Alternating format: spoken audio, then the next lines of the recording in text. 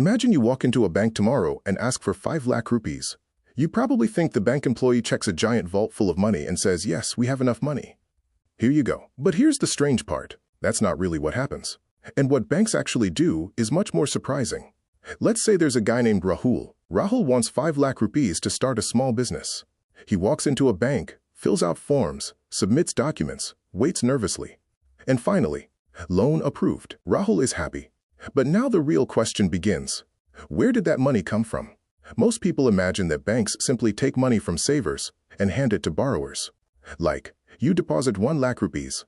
The bank gives that same 1 lakh rupees to someone else. Simple. But modern banking doesn't work exactly like that. When banks approve many loans, they often aren't physically moving piles of cash from a vault. Instead, something strange happens. Numbers appear in Rahul's account. Suddenly his balance shows 5 lakh rupees. To Rahul, the money feels completely real. He can spend it, transfer it, buy things with it, and businesses accept it as real money. Because for everyone involved, it is real money. But banks can't just create unlimited money forever. There are rules. They look at things like, can Rahul actually repay the loan?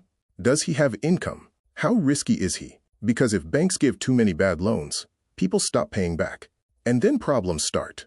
Huge problems. Because the bank still has to pay depositors and operate normally. That's why lending is basically a giant balancing act. Too little lending slows the economy. Too much reckless lending can create disasters. Think about this for a second. That 5 lakh rupees loan doesn't just help Rahul. Maybe he buys equipment. The shop owner receives money. Workers get paid. They buy other things.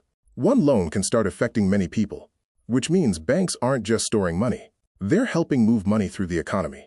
And this creates another strange question. If banks can create money through lending, then why can't countries just create unlimited money and make everyone rich? The answer is much crazier than you think. I want to know your answer before the next video. What do you think would happen if unlimited money was created? Drop your guess in the comments. Like the video if you learned something new, and subscribe to learn it fast, because the next story gets even stranger.